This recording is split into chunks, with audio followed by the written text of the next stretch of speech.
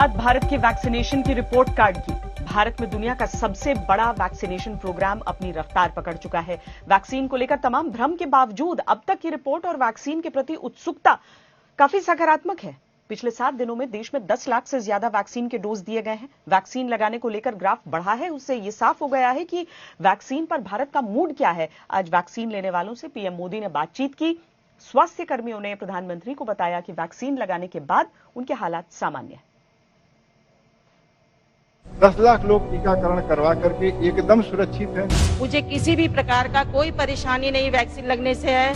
हमारे यहाँ के सफाई कर्मी भी टीकाकरण करवाने के बाद तुरंत सफाई कार्य में लग गए। भारत में बुलेट ट्रेन आने में अभी वक्त है, लेकिन वैक्सीन अभियान को बुलेट ट्रेन वाली रफ्तार से दौड़ाने की जबरदस्त कोशिश हो रही है। अब कोरोना की 3-5 बहुत हो चुकी है। भारत ने ठान लिया है, वैक्सीन में है दम, जीत जाएंगे हम। दुनिया के सबसे बड़े टीकाकरण अभियान में अब तक 10 लाख से ज्यादा स्वास्थ्य कर्मियों को टीका लगवा दिया गया। भारत के वैक्सीन मिशन के ग्राफ पर नजर डालिए। पिछले 170 घंटे में 10,43,534 स्वास्थ्य कर्मियों को वैक्सीन दी गई। सिर्फ पिछले 24 घंटे में ही 2,37,000 से ज्यादा लोगों ने आगे बढ़कर वैक्सीन लगवाई और वायरस को गुड बाय कहने की दौड़ में शामिल हो गए। ना कोई बड़ा एडवर्स इफेक्ट, ना कोई गंभीर रिएक्शन। वैक्सीन लगवाने वाले स्वास्थ्य कर्मी सामान्य महसूस कर रहे हैं। सिस्टम पूरी नजर बनाए हुए है। आज प्रधानमंत्री नरेंद्र मोदी ने खुद वीडियो कॉन्फ्रेंसिंग के जरिए कोविड टीकाकरण अभियान में शामिल वाराणसी के स्वास्थ्य कर्मियों से संवाद किया। उन्होंने समझने की कोशिश की कि वैक्सीन लगाने के बाद हालत कैसी है। एक समय था जब कोरोना का नाम सुनते ही लोग डर जाते थे। अब मैं पुष्पा जी जानना चाहूंगा कि आप क्या कहना चाहोगी, जो देश भी सुन रहा है आज आप। मैं जो भी मेरा नर्सिंग स्टाफ है, पैरामेडिकल स्टाफ है, मैं सबको इस वैक्सीन के लिए आग्रह कर रही हूँ, बता रही हूँ कि इससे मुझे कोई भी साइड इफेक्ट नहीं है। मुझे किसी भी प्रकार का कोई परेशानी नहीं वैक्सीन लगने से है। हम लोग जितने लोग यहाँ पर टीकाकरण कराए, उस टीकाकरण के बाद क्योंकि आधे घंटे यहाँ पर बैठना था, उसके बाद सब लोग अपने अपने कार्य में पुनः लग गए। हमारे यहाँ के सफाई कर्मी भी टीकाकरण करवाने के बाद तुरंत सफाई कार्य में लग गए। हम लोग भी अपने सारे कार्यों में लग गए।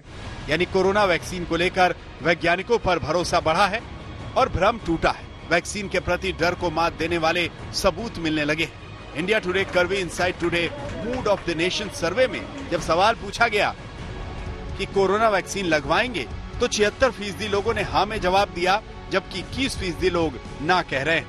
लोगों से सर्वे में अगला सवाल ये पूछा गया कि क्या कोरोना वैक्सीन फ्री में मिलनी चाहिए। इसमें 92% लोगों ने हाँ में जवाब दिया, जबकि 7% ना कह रहे हैं। यानी इस सर्वे का निचोड़ ये है कि लोग वैक्सीन लगाने का मन बना चुके हैं, लेकिन ये भी चाहते हैं कि वैक्सीन मुफ्त हो। इस सोच के साथ वैक्सीनेशन ड्राइव पूरे देश में रफ्तार पकड़ चुकी है। देश के 5 टॉप राज्यों में वैक्सीनेशन ड्राइव के आंकड़े इसके सबूत हैं।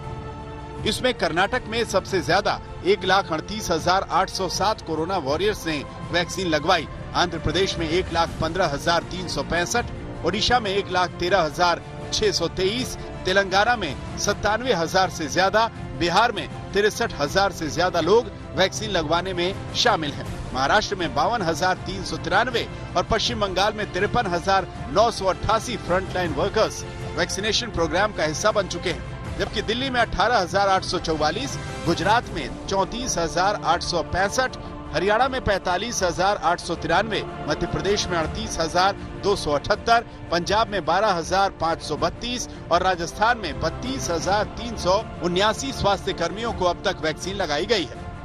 आज दुनिया का सबसे बड़ा वैक्सीनेशन प्रोग्राम हमारे देश में चल रहा है और इसके पहले 2 चरणों में 30 करोड़ देशवासियों को टीका लगाया जा रहा है। आज देश में ऐसा माहौल है, ऐसी इच्छा शक्ति है कि देश खुद अपनी वैक्सीन बना रहा है।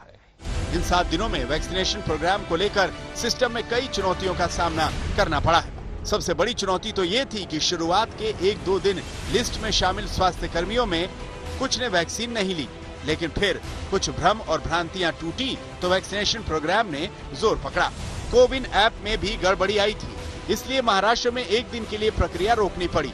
मैसेज न मिलने से भी वैक्सीन कई जगह नहीं दी जा सकी, लेकिन ये ब्रेकर भारत के मिशन को अब नहीं रोक सकते।